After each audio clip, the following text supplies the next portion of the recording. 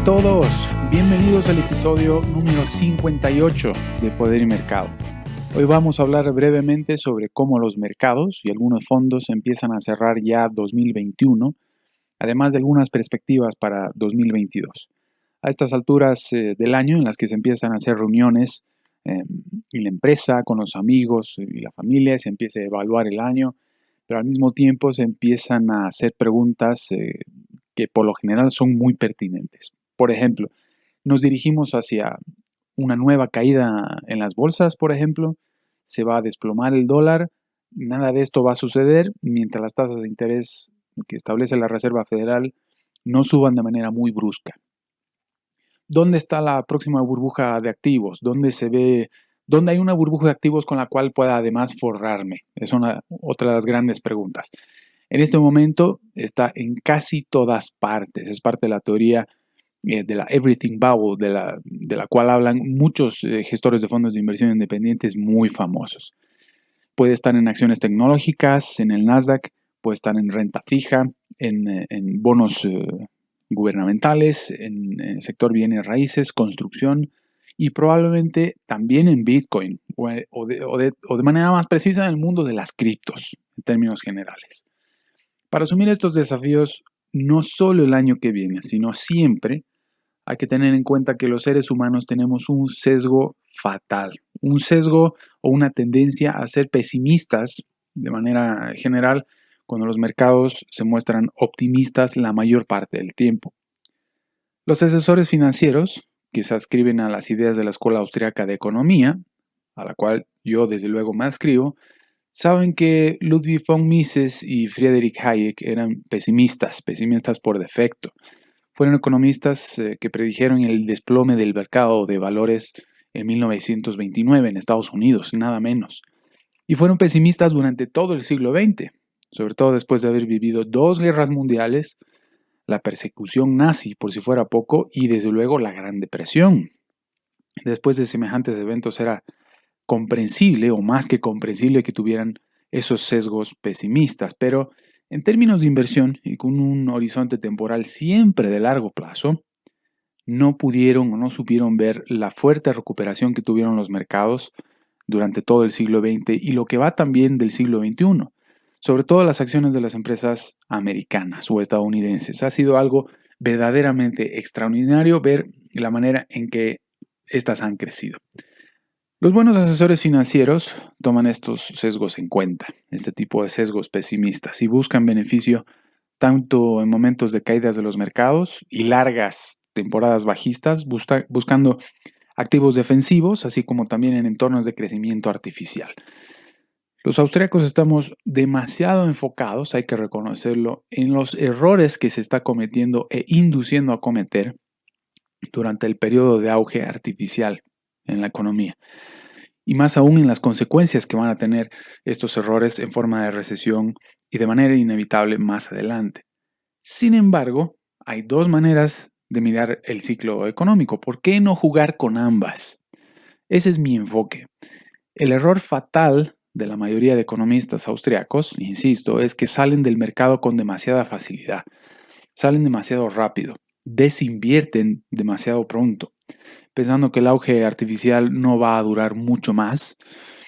Sabemos qué cantidad de austriacos han venido advirtiendo, por ejemplo, periodos incluso de hiperinflación, al menos desde 2008, por la operativa de la Reserva Federal.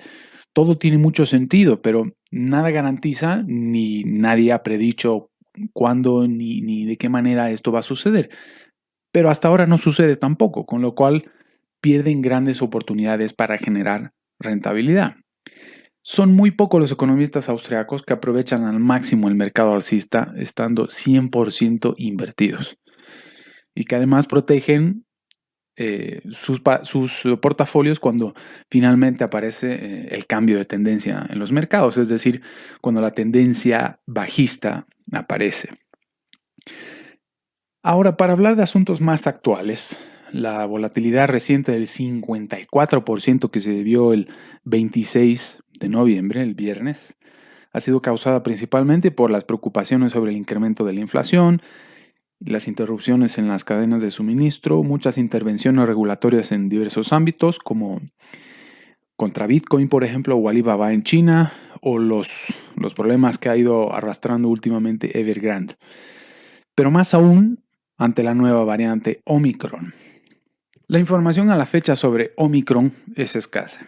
El origen está en Sudáfrica, pero apenas hasta el día de hoy, 1 de diciembre, aparentemente son solamente 100 casos los que existen. Pero esta nueva variante está descrita por los científicos como una muy diferente a las previas y en ese sentido parece ser muy preocupante, aunque ya sabemos también cómo operan los gobiernos ahora mismo cuando están en problemas, cómo les gusta generar temor e incertidumbre en la población para hacer básicamente lo que ellos quieren, lo que los gobiernos están queriendo hacer, que paguen impuestos, que permitan mayores incrementos de deuda pública todavía, que incrementen el gasto y demás batería de medidas económicas que no tienen ningún sentido y que solamente garantizan la ruina no mucho más adelante. La OMS ya ha anunciado que va a celebrar una reunión de emergencia para debatir sobre esta nueva variante. En el entretanto, la reacción de algunos países como Israel o el Reino Unido no se han hecho esperar y han impuesto restricciones a los viajeros procedentes de varios países del continente africano, incluyendo Estados Unidos, desde luego. Es decir, que Estados Unidos también ha impuesto estas restricciones. Querían Biden, ahí tienen Biden. El COVID sigue siendo el principal riesgo según la responsable del FMI, además. Volviendo más a nuestros asuntos, uno de los términos más utilizados durante todo 2021 ha sido el término de inflación transitoria. Llevamos ya más de 12 meses y la inflación es hoy más alta que cuando se empezó a considerar que podría ser mayor a lo que se pensaba en un principio. De hecho, el último dato de índice de precios al consumidor estadounidense, el de noviembre, el de la última semana de noviembre, fue del 6,2%. Y sin embargo, los mercados no han estado demasiado preocupados por esto, o al menos no lo han estado demostrando del todo. Insisto en decir, las mayores reacciones han estado en todo caso relacionadas a esta nueva variante de Omicron. Pero en fin, esto es así porque a pesar de que esta semana en que termina noviembre y comienza diciembre, la retórica de Powell en la Reserva Federal finalmente ha cambiado luego de más de 12 meses. Hemos pasado de escuchar que no habría inflación, a que no hay inflación, a que la inflación es solamente transitoria, a que un poco de inflación sería bueno, y ahora que será mejor empezar a retirar los estímulos. Esto ha sido lo último de la Reserva Federal. Esto no significa que el juego haya cambiado, sino solamente la retórica. Los grandes hiperestímulos monetarios van a permanecer. Esta tendencia alcista solamente va a terminar, como dijimos, con un incremento muy brusco de las tasas de interés por parte de la Reserva Federal. En el entretanto, el alza va a continuar. Para encarar este escenario, existen fondos sin correlación con las clases de activos tradicionales que no han tenido impacto negativo alguno por la volatilidad de finales de noviembre. Claro que, así como sucedió con Delta, hay oportunidades de corto plazo para los traders derivados de la nueva cepa y las preocupaciones por la inflación. A corto plazo, hay pequeñas correcciones por el temor a la nueva variante en el mercado, que está empezando o que de momento dejaría las preocupaciones por la inflación en segundo plano. Existe cierto margen de maniobra en ese sentido. Pero como siempre, nuestra recomendación es estar siempre invertido, en lo posible además al 100%, con un horizonte temporal de largo plazo, con una inclinación mucho más marcada en renta variable antes que en renta fija, la gestión activa antes que la pasiva y la independiente antes que la de bancos de renombre. Y si alguien va a hacer inversiones en renta variable, hay que procurar hacerlo siempre en empresas de calidad, con marcas potentes, una amplia base de clientes y además poder de fijación de precios. Para que nos demos una idea de lo que está pasando ahora mismo, los mercados de renta variable están cerrando un año verdaderamente excepcional, aunque también ha ayudado mucho el repunte del dólar este año. Casi sin sobresaltos, los gestores de fondos independientes, típicamente value, están remontando todo lo perdido antes de la pandemia. Algunos van a cerrar el año con rentabilidades de hasta el 40%, así como se escucha, 40% de rentabilidad solamente en 2021. Han sido inversiones sobre todo en small caps o en el sector commodities, small caps europeas además, y el sector commodities y empresas mineras, por ejemplo, empresas transportadoras de gas natural, aunque también ha habido quienes han estado con una muy buena exposición durante ya un largo tiempo, sin embargo, al Nasdaq estadounidense, es decir, en las tecnológicas, qué sé yo, Alphabet, Facebook, Apple y demás. Hay distintas maneras de invertir en renta variable y a largo plazo, y entre las que destacan están el value, el growth y la calidad al mismo tiempo, pero las tres han llegado a noviembre prácticamente empatados o empatadas. El escenario más probable para 2022 es un entorno de crecimiento, relativamente menor que el de 2021, pero de crecimiento a fin de cuentas. Aún vamos a ver cómo reaccionan los mercados al inicio del retiro de los estímulos anunciado por Powell esta semana en la Reserva Federal y otros bancos similares. No se espera un incremento de tasas de interés pronto, aunque tarde o temprano tiene que suceder. Y para esto es mejor guardar siempre un margen para los activos típicamente defensivos para que el portafolio no termine explotando por los aires cuando suceda. ¿Cuándo va a suceder? ¿Cuándo se va a dar el incremento de tasas de interés? Nadie lo sabe. Es la pregunta de las decenas de miles de millones de dólares. Nadie puede dar respuesta suficientemente convincente.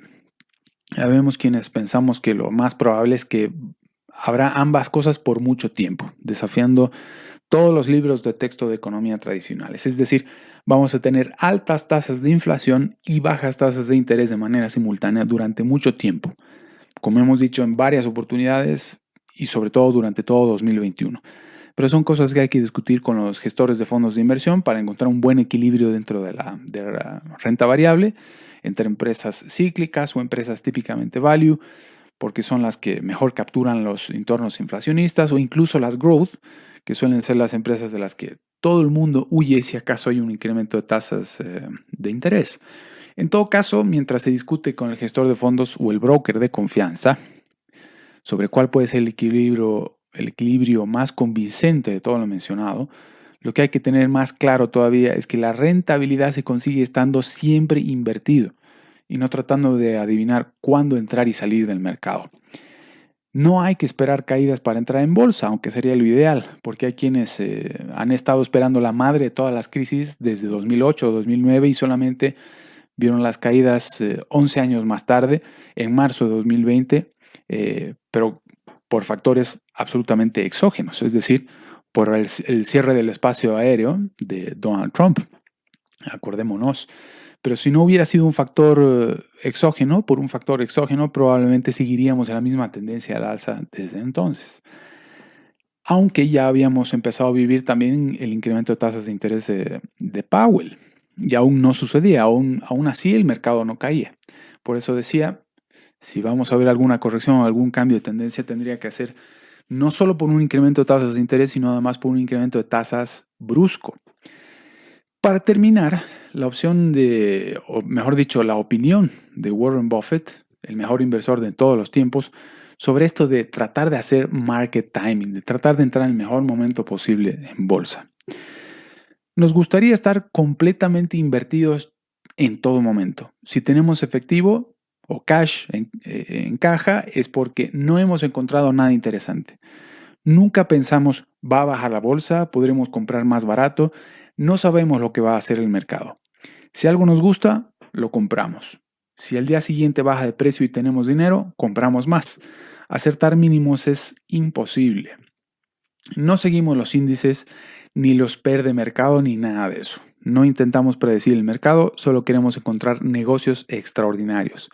Pensamos sobre lo que es importante y conocible. Hay cosas conocibles, pero no importantes. Hay cosas importantes, pero no conocibles. Por ejemplo, ¿qué hará la economía en la próxima década? Evitamos pensar en eso. No somos buenos prediciendo la economía, pero podemos predecir cómo estarán Coca-Cola o Disney en 10 años. Pensamos mucho en eso. Si acertamos, todo lo demás pierde importancia.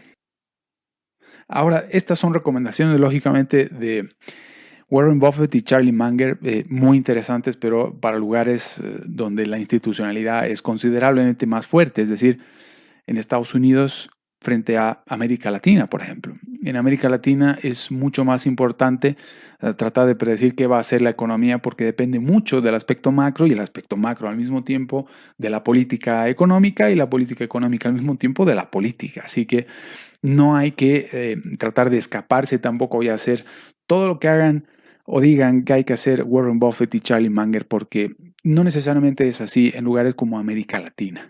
Tal vez si estuviéramos invertidos ahora mismo desde América Latina en Estados Unidos. Y para eso ya abordaremos otros nuevos capítulos en Poder y Mercado más adelante. En el entretanto, buenas inversiones. Un saludo.